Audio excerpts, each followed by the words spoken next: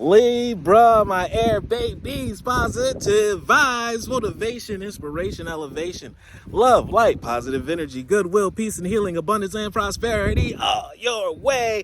Please like, share, comment, and subscribe if this page been a blessing to you. Check out my LinkTree. Link is in the bio. I do have some special treats there for you. Your word of the day is joy.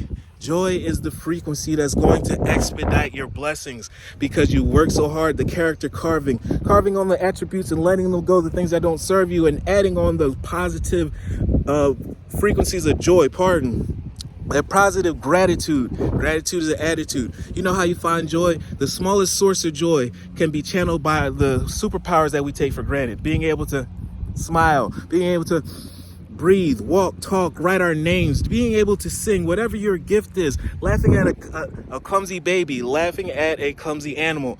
These are small superpowers that can transform us into a spirit of joy and happiness, and that makes life not only worth living, but your blessings come faster. Like a child, I discovered joy and simplicities of life. Happiness lies in the magical moments, not in the material. What you have cannot be bought. Even the smallest source of joy is a great source of light. Love one another. Be kind to one another. Love yourself. I love you too.